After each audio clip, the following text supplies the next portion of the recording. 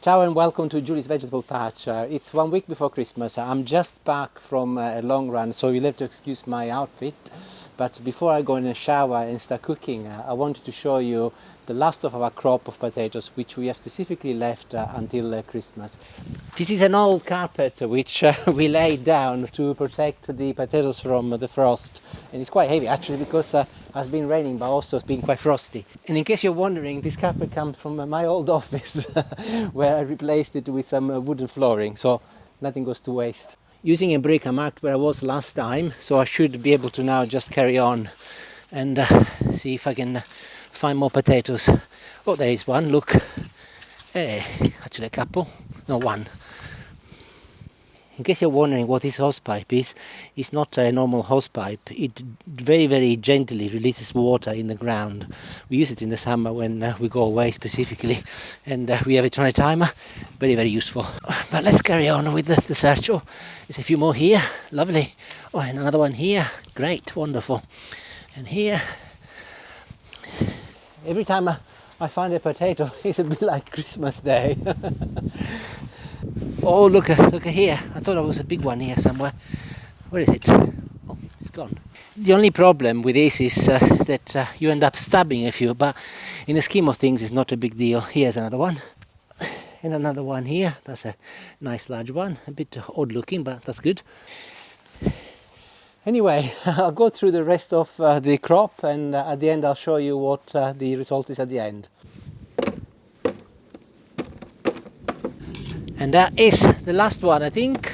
And here's the extent of what is left. So I don't think I will be our local supermarket preferred supplier, but there should be enough for Christmas. But more importantly, enough for tonight's dinner, which will consist of a lovely chicken, which I'll do Sicilian style, long and slow, with potatoes and peas. I will go and wash these, I'll go and shower, and then I'll see you in the kitchen. See you in a little while. And I moved indoors and I'm giving them a very quick rinse under the tap to just get rid of the worst for the time being while they drain on my drain. And I'm back and I'm ready to start cooking the chicken. I've got a whole chicken here in front of me. Before I start, I'm going to show you how I chop and cut it up in little pieces. You might be wondering, why are you cutting up a chicken when you can actually buy it already pre-cut from supermarkets? Two reasons. Number one, when you buy a whole chicken, it's considerably cheaper than the chicken already pre-cut in supermarkets. But more importantly, you don't get a backbone. And I will be using the backbone to make stock for my recipe, which is ideal.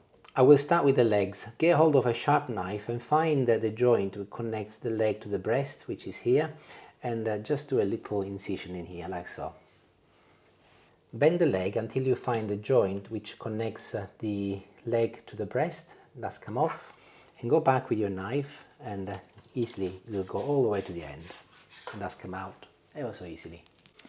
And I've done the same on the other side. Now, to separate the thigh from the drumstick, very simple. Turn your leg the other way around and go and find the fat line, which is here. And again, using your knife, go on top of the fat line, and that is where the bone is joined to the drumstick. And it will go down very easily, and you can see that I've cut through the cartilage without any problems. And I'll do it again on this leg here so that you can see better maybe. Fat line is here, just score through it, and you will cut through the joint between the thigh and the drumstick. Very easy. And I'll do the wing next, not too dissimilar to an extent. Go over here where the joint is, and you will find it with your thumb. Get hold of your knife and use the weight of the chicken as a way to help you, and start scoring it. And once you've scored most of the way, you should be able to just bend it, and up it comes. So I've got the backbone and the breast left now, so I'm using a pair of chicken scissors, which is considerably easier, but you can also use a knife if you prefer, entirely up to you. So turn the chicken the other way around so that the breast is facing downwards. I'll remove some of the skin so that I can see better. And go and find again the fat line, which is here, and that is where I'm going to be cutting it. The fat line is like a map which shows you where to cut the chicken. So I'll get my scissors and I'll put them in there. and I'll cut away. All the way until you get to the end of the neck. Like this is one end, and I'll do the other side now. Perfect. And that is my backbone off. And this is absolutely ideal for my stock. And here is my breast, looking beautiful. So to cut the breast, what I'll do, I'll turn it the other way around, and I'll go with a knife here where there is a bone that joins the two halves together, and I'll do a little cut, just a little cut, like so. If you look, I have actually just gently broken it. Then I'll turn it the other way, and I'll press it down with my hand. And because I made the little incision, it's easier to break. And if I now just do this, you can see that it's loose. So I'll go with my knife, and I should just be able to cut through very, very easily, just like this. And there it is, perfect. These are still too big for what I need tonight, so I'll chop them in half. And again, it should be very straightforward. Just go along with the knife and start cutting it. There's one, and here's the other one. And here it is, in less than 5 minutes, chopped up, ready for cooking. And I will be making the stock next using the backbone. So I'll move the backbone and any other bits in a saucepan. I add a bay leaf, a small onion which I've cut in half, stick of celery. This is garlic which I'm chopping in half, but I'm leaving the skin on as well. I would have added a carrot if I had one, but I don't have any, so I'm going without today, but it doesn't really matter. Use whatever you've got in the fridge. And I'm now pouring about a litre, no, I think it's a litre exactly, of water. I want to cover the entire surface of the chicken backbone. I put just a tiny little amount of salt. I'll cover it and I'll place it on the hob, and as soon as it starts boiling, I'll turn it down onto a medium low, and I'll leave it for about 30 minutes, maybe 40 minutes. In the meantime, I'll deal with the chicken. However, having looked at the size of this breast, it is a large chicken. I think it's still a bit too big, so I'm chopping it even further. So I'm getting 3 pieces for each breast, and that's perfect. I've done this because I want each chicken piece to be broadly, very broadly similar in size, so I think this is okay. And the chicken wings, by the way, I don't think they're necessary for my recipe, so I will add them to the stock. But of course I will chew through them once they're cooked. So my chicken stock is beginning to boil, and I'll turn it down onto number 3, very low, and leave it to simmer. I'm pouring some olive oil in a cast iron pan. They are my favorite for slow cooking meals. You don't have to use a cast iron pan, you can use a normal saucepan, but make sure that it's big enough so that all of the chicken touches the base. One way to check if the oil is nice and hot, by the way, is to just move your pan like this. And can you see the oil is moving more freely? That is because it's really hot and ready for my chicken.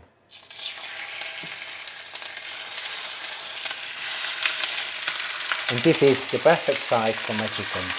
This is actually quite an important step in the preparation of this recipe, so make sure you do take your time and you do it properly.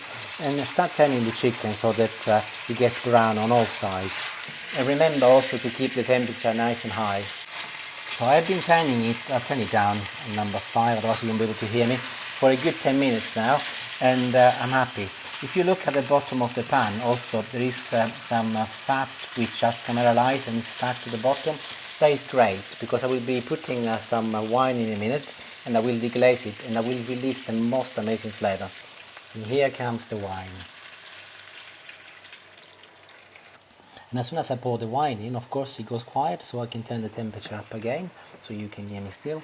And I'm using my wooden spoon now to scratch the surface to ensure that the lovely fat that has caramelized is all deglazed with the wine. I've just realized that I haven't told you what I'm cooking. I'm making a southern Italian recipe called spezzatino, and that can be done with beef, chunky beef, generally the cheaper cuts, or also with chicken. I'm opting for chicken today. And one of the properties of this recipe is that you do not cook it with a lot of sauce, but you end up with a nice and creamy base at the end, incredibly tasty. So hopefully you will see by the time it's done. Anyway, the alcohol from my one has evaporated. A way to check that, by the way, you do not need to have a chemistry degree to do that. Just put your head on top of your pan and move your hand. And if you can no longer smell any alcohol, clearly that is gone. And that is when I'm going to be adding some onions next. I've chopped 3 little onions and I'll just merrily add them on top. Next I will be adding some tomato puree. It's not an essential ingredient, but bearing in mind I've got onions in there, the acidity from the tomatoes will balance it, but also will add some lovely colour. Here I will put maybe 1 tablespoon. I'll turn the temperature down now onto a very, very low setting, number 3 here, that's good, and I'll mix it all in. My chicken stock is still going, but I don't really want to wait too long, so I'm gonna start using it. It has been boiling now for a good 20 minutes. It could do with being a little bit longer, but that will continue cooking in there anyway. And I'll start by pouring in 3 ladles in here. And this can go back in here and continue cooking. I put a little amount of salt, not a lot, as salt can always be added more at the end. I'll put the lid on and I'll leave it now. I won't touch it for a good 45 minutes. In the meantime, I'll get the potatoes ready. Generally, when I cook with potatoes, I tend to leave the skin, as it is very good for you and full of fiber, but not for this recipe. So this is one of those occasions where I will be removing the skin. Also, a feature of homegrown potatoes is the presence of guests. So I will just remove any monkey bits, of course. There's another one here. I would be interested to hear if any of you grow your own vegetables. We have not actually done it for a long time. Maybe in the last 4 years when we made some changes to our back garden, we removed some big conifers which were taking a lot of the space, and we put some wooden fences, and we gained so much space we decided to do a little vegetable patch, and actually it's been a very, very good idea. It's worked very well for us. So, do you grow any potatoes or any vegetables? Let me know. And in case you're wondering, any waste that we have, like the peel of the potatoes, we put it together and we compost it. Also, Julie has got some worms. Sorry, she hasn't got worms. I've said this before. We've got a little compost bin which has got worms inside it, and the waste from the kitchen, we put it as feed. And then they produce liquid which we can use as additional compost fluid for plants and vegetables, whatever you like. Very good. The only downside is that it's a bit smelly, actually quite smelly. So there's been the odd time where Julia's used it indoors. Oh, not very pleasant. I'll be chopping my potatoes next, and I'm going to be doing something slightly odd where I'll make some small pieces, and I'll also leave some bigger pieces, like this for example. These are my bigger pieces and these are my small pieces. The reason why I've done that is because the big pieces will stay whole and they will maintain the shape until the chicken is cooked, whereas the smaller pieces, I'll cut them even smaller now, they will disintegrate slightly, and alongside the broth and everything else, they will produce a lovely cream which will make the dish absolutely outstanding. So I'm going back and I'm making these little pieces even smaller now. So here's 2 parts, little ones and big ones.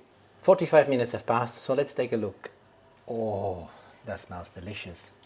Look at that beautiful color. I think I'm ready to add the potatoes now. I will start with the small ones so that they can go and bury themselves in the little holes, and I'll go along and mix them in, followed by the big ones. And that's perfect. I've added a little salt earlier, if you remember, so I'm not going to be adding any more now. I can always add some more later at the end if it needs it. I will turn the temperature up a little to number 4 to start with, to see how it goes, and I'll put the lid on and I'll leave them to cook now without touching them for a good 25 minutes, and then I'll go along and I'll put some peas, and then will be another 20 minutes. So I'll see you in about 25 when I put the peas on. Okay, and I'm ready to add the peas now. Let's have a look. And it is definitely well on the way. Now I've got a little confession to make to you. The peas is not in the standard recipe, it's my own addition. I think it's a shame not to add peas, because by the time the water level has gone down, you get a lovely mushy potato, creamy, that I was talking to you about. combination with the green peas is absolutely a marriage made in heaven. I think they should change the standard recipe to include peas. I'm going to add peas, but these are petit pois, by the way, so you can choose not to add any, entirely up to you. That would be delicious as well without, but I think this will enhance the flavor considerably. As the peas are straight out of the freezer, I'm turning the temperature up a little so that it starts boiling again.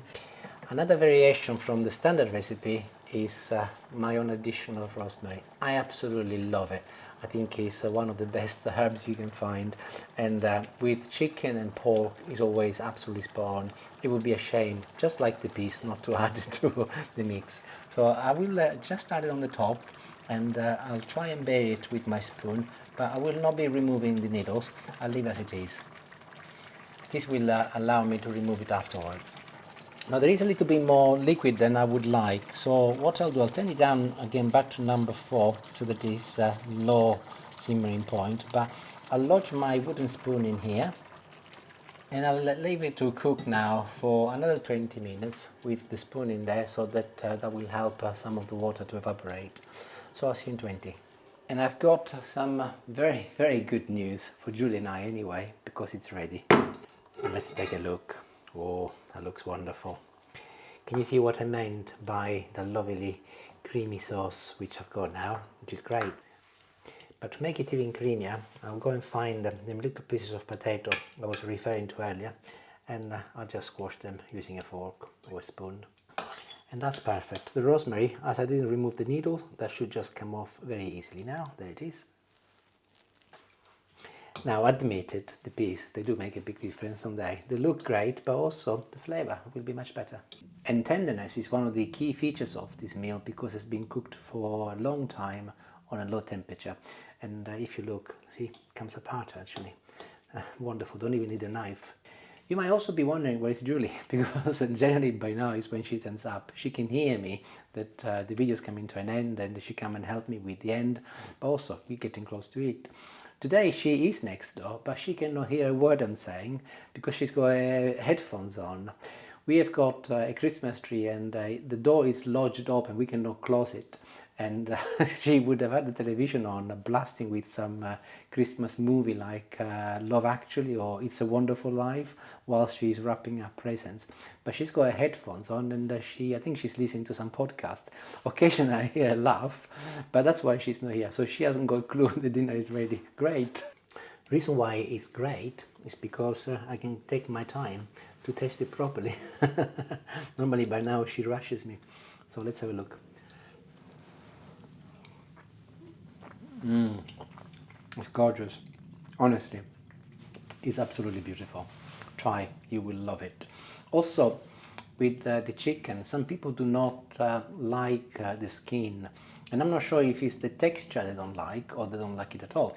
But if it's the texture, leave the skin on, because actually it's a key ingredient when you are frying the chicken at the beginning. You want the fat to be released and go in the pan, and then you can deglaze it with the wine. Then you can remove it when you're eating it. It would be a shame not to include it. But it's absolutely gorgeous, perfect. I love it. I'm sure Julie will love it.